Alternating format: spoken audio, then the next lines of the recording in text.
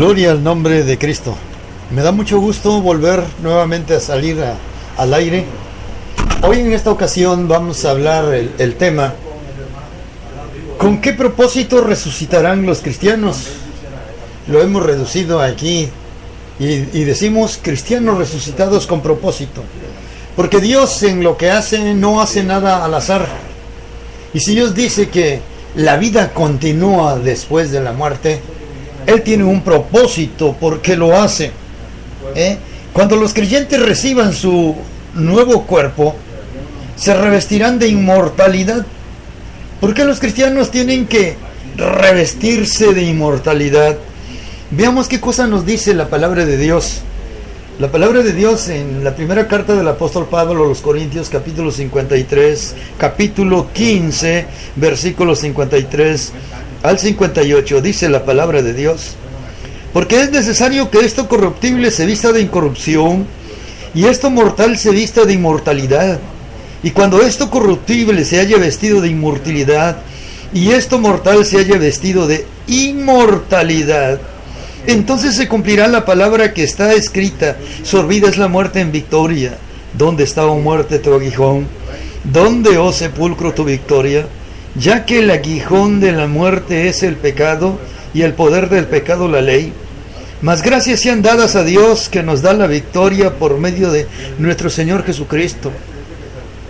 Así que, hermanos míos, amados, estad firmes y constantes, creciendo en la obra del Señor, sabiendo que vuestro trabajo en el Señor no es en vano. Padre, en esta hora te doy a ti la gloria, te doy a ti la honra, te bendigo. Gracias, Padre, por esta bendición, esta oportunidad que se me da de volver a salir al aire con un mensaje más. Hoy vamos a hablar sobre los cristianos resucitados con propósito. Padre, cuántas gracias, porque allá en el pasado ha sido la esperanza de hombres abatidos por la enfermedad, abatidos por los ataques desde el enemigo, derribados pero no destruidos, dice tu palabra, como estaba tu siervo Job.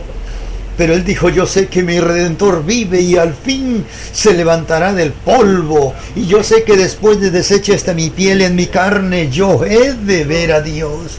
Padre, en esta hora bendice tu pueblo, bendice tus hijos, bendice todos los que están escuchando y van a escuchar esta grabación. Cristianos resucitados con propósito.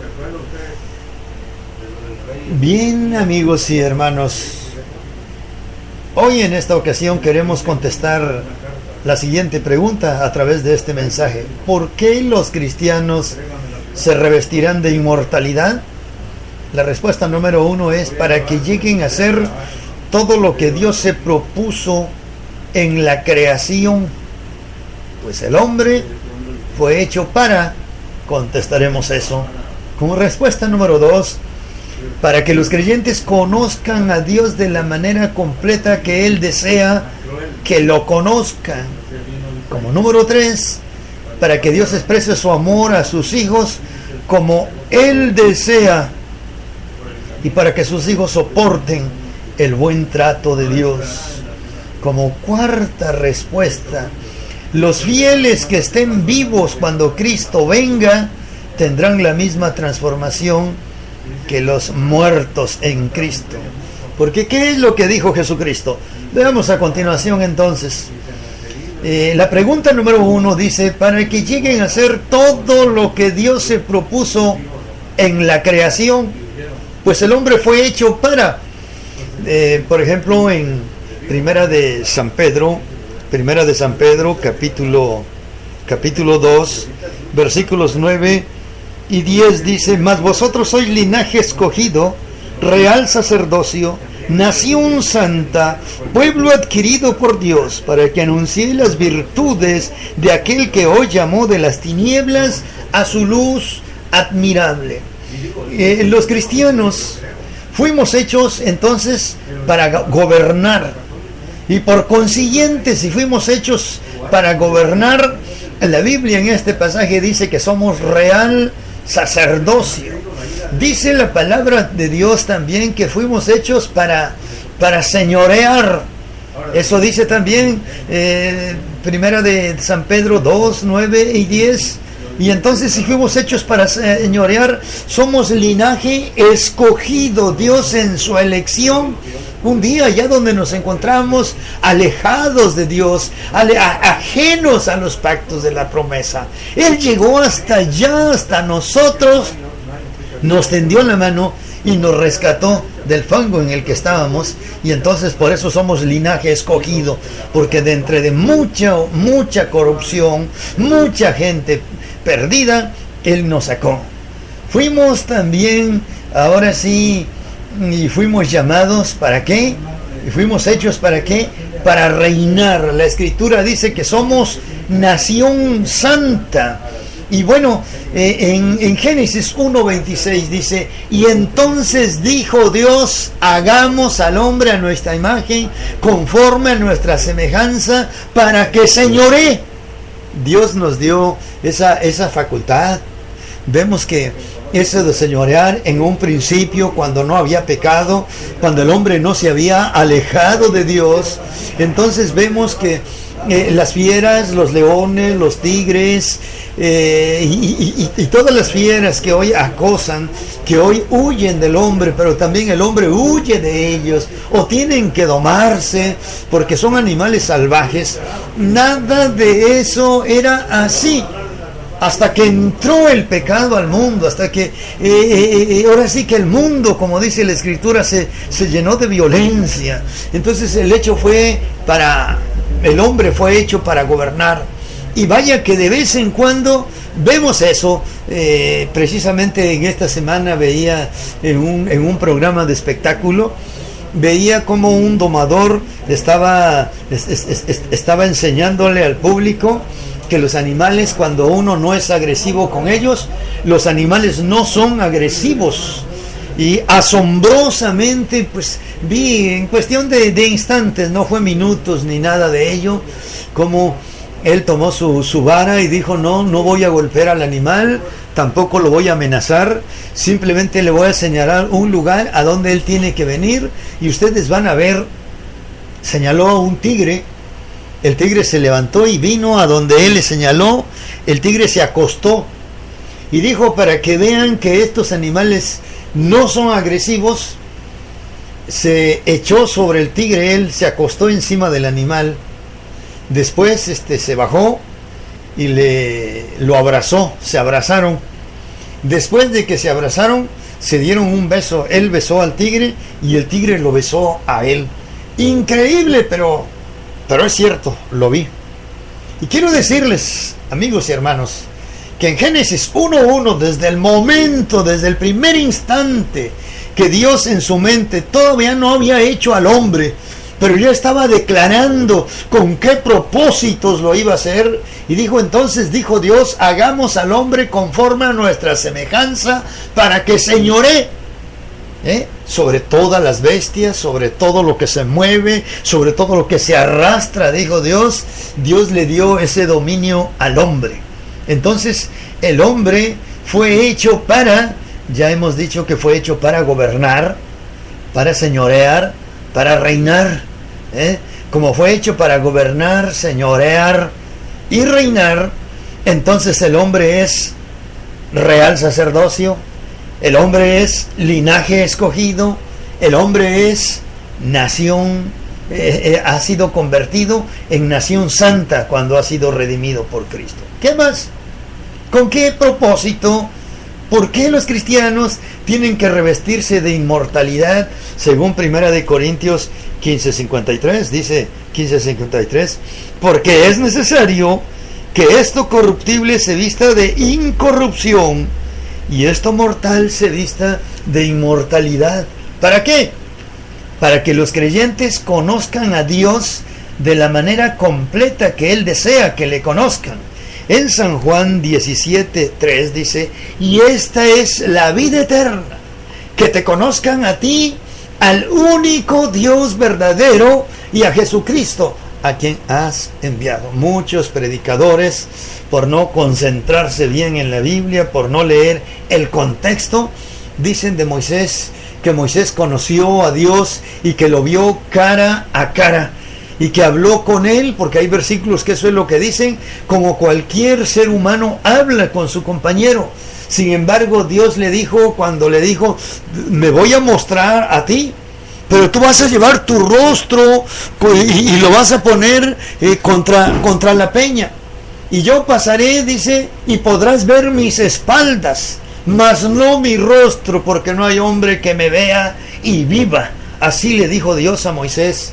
Entonces, muchos predicadores presumen con eso que Moisés es el único, pero a veces lo dicen porque no leen el contexto, lo que sigue después.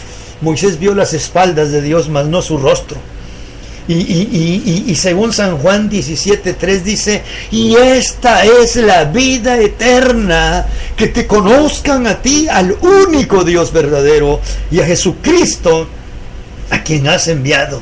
Entonces, te conozcan, dice a ti, un día, entonces, cuando no lo sabe, lejano, muy lejano, no lo sé, pero la Biblia dice que voy a ver a Dios. La esperanza de Job, después de dejar este mundo, dice, en mi carne he de ver a Dios, y mis ojos lo verán, y no otro. Entonces, es necesario que nos vistamos de inmortalidad, para que como creyentes conozcamos a Dios de la manera completa que Él desea que le conozcamos, en toda su majestad, en toda su majestad, ¿qué más? En todo su señorío, ¿qué otra cosa? En todo su esplendor, ¿en qué más? En toda su gloria. Todo lo que el ser humano hoy en día a veces como que nos sentimos aturdidos con todo lo que nos dice que ha visto cuando ha ido a la presencia de Dios. Pero no, ahora vemos por espejo, dice la Escritura, pero entonces conoceré como fui conocido. Ahora conocemos en parte nada más. Entonces, ¿para qué es necesario que el cristiano resucite y al resucitar se vista de incorrupción? Para que al cristiano no le pase como le pasó. Y tenemos en el Antiguo Testamento algunos ejemplos que los vamos a ver en el libro de Daniel, en el capítulo 10. ¿Qué nos dice Daniel capítulo 10? Ya lo tenemos. Daniel capítulo 10, versículos 5 al 11. Dice la palabra de Dios de la siguiente manera: alcé mis ojos y miré, y he aquí un varón vestido de lino y ceñidos sus lomos de oro de Ufaz. Su cuerpo era como de berilo, y su rostro parecía un relámpago, y sus pies como antorchas de fuego, y sus brazos y sus pies como de color de bronce bruñido, y el sonido de sus palabras como el estruendo de una multitud. Y solo yo, Daniel, vi aquella visión, y no la vieron los hombres que estaban conmigo, sino que se apoderó de ellos un gran temor, y huyeron y se escondieron. Quedé pues yo solo, y vi esta gran visión, y no quedó fuerza en mí, antes mi fuerza se cambió en desfallecimiento, y no tuve vigor alguno. Y no tuve vigor alguno. En otras palabras, se cayó con esta visión. ¿Qué le pasó al profeta Isaías? Cuando leemos al profeta Isaías en el capítulo 6, ¿qué nos dice el capítulo 6, versículo 5 de Isaías? Capítulo 6, versículo 5, dice de la siguiente manera: entonces dije, ay de mí que soy muerto, porque siendo hombre inmundo de labios, y habitando en medio de pueblo que tiene labios inmundos, han visto mis ojos al Rey Jehová de los ejércitos. Y en Apocalipsis capítulo 1, del versículo 12 en adelante, dice la palabra de Dios de la siguiente manera: y me volví para ver la voz que hablaba conmigo, y vuelto vi 7 candeleros de oro, y en medio de los 7 candeleros a uno semejante al Hijo del Hombre, vestido de una ropa que llegaba hasta los pies, y ceñido por el pecho con un cinto de oro. Su cabeza y sus cabellos eran blancos como blanca lana, como nieve, sus ojos como llama de fuego, y sus pies semejantes a bronce bruñido, refulgente como un horno, y su voz como estruendo de muchas aguas. Tenía en sus dientes 7 estrellas, tenía en su diestra 7 estrellas, de su boca salía una espada aguda de 2 filos, y su rostro era como el sol cuando resplandece en su fuerza. Cuando le vi, caí como muerto a sus pies, y él puso su diestra sobre mí, diciéndome: no temas, yo soy el principio y soy el último. Cuando le vi, caí como muerto a sus pies. Entonces, otra razón por qué es necesario que resucitemos, por qué es necesario que nos vistamos de incorrupción, otra razón es precisamente para que no nos pase lo mismo que le pasó a Daniel al instante que se le reveló aquel que tenía semejanza de hijo de hombre, que no era otra cosa que Jesucristo, pues Jesucristo no había sido manifestando en carne. Al momento les faltaron las fuerzas y fue derribado y cayó hasta el suelo. Isaías, cuando vio la gloria de Dios, dijo: ¡ay de mí que soy muerto! Porque habitando en medio de pueblo con labios inmundos, mis ojos han visto la gloria a Jehová de los ejércitos. Y el caso de San Juan, capítulo 1, versículo 17, que dice de la siguiente manera: cuando le vi, caí como muerto a sus pies. Precisamente la Escritura dice que carne y sangre no pueden heredar el reino de Dios. Y si volvemos a la primera carta de Corintios, el versículo 53 que leímos dice: porque es necesario que esto corruptible se vista de incorrupción y esto mortal se vista de inmortalidad. Es necesario simplemente porque así no podemos conocer a Dios en su plenitud. Y Él quiere que nosotros le conozcamos en su plenitud. ¿Para qué otra cosa es necesario que nos vistamos de incorrupción? Para que Dios exprese su amor a sus hijos como Él desea. En San Juan 3:16 dice: porque de tal manera amó Dios al mundo que ha dado a su Hijo unigénito, para que todo aquel que en Él cree no se pierda, mas tenga vida eterna. En Efesios 2:7, ahí en primera de San Juan 4:8 al 16, todo porque Dios, para que Dios exprese su amor a sus hijos como Él desea. ¿Para qué? Para soportar el buen trato de Dios. El versículo 51-52 dice: he aquí os digo un misterio, no todos dormiremos, pero todos seremos transformados en un momento, en un abrir y cerrar de ojos, a la final trompeta, porque se tocará la trompeta, y los muertos resucitados incorruptibles, y nosotros seremos transformados. Es necesario ser transformados para que Dios exprese su amor, el amor que Él quiere mostrar en nosotros. ¿Y para qué otra cosa? Para soportar el buen trato de Dios. Aleluya, la gloria es para ti, Señor. ¿Para qué otra cosa es necesario que el cristiano se vista de inmortalidad y de incorruptibilidad? Los fieles que estén vivos cuando Cristo venga tendrán la misma transformación que los muertos en Cristo. Se les dará un mismo cuerpo, como ellos, a los resucitados.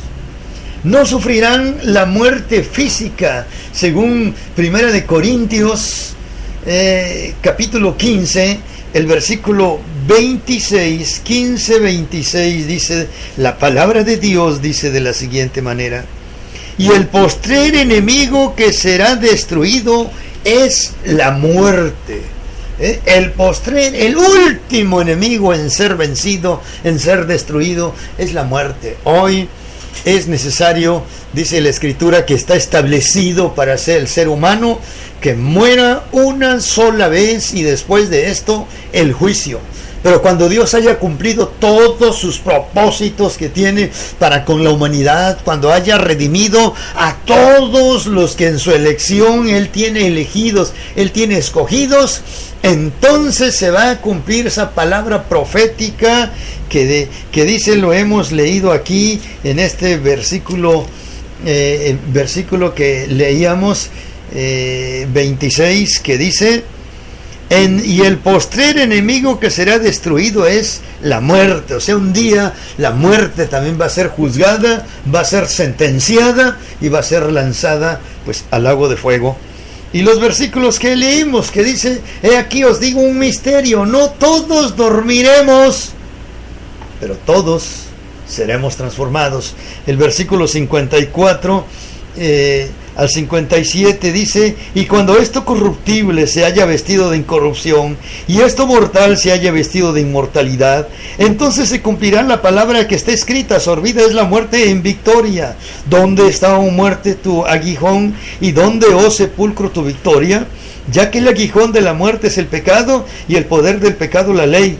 Mas gracias sean dadas a Dios, que nos da la victoria por medio de nuestro Señor Jesucristo. Gracias sean dadas a Dios, que nos da la victoria.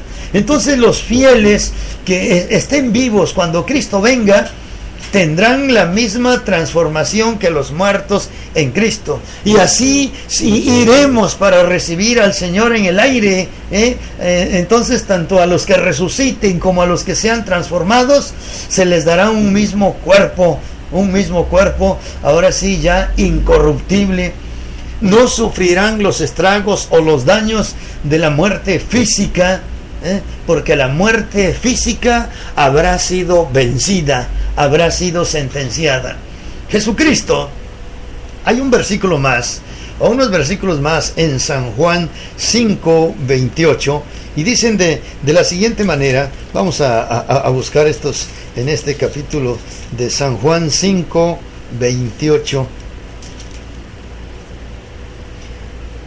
Dice la palabra de Dios de la siguiente manera, 28 y 29: no os maravilléis de esto, porque vendrá la hora cuando todos los que están en los sepulcros oirán su voz, y los que hicieron lo bueno saldrán a resurrección de vida, mas los que hicieron lo malo a resurrección de condenación.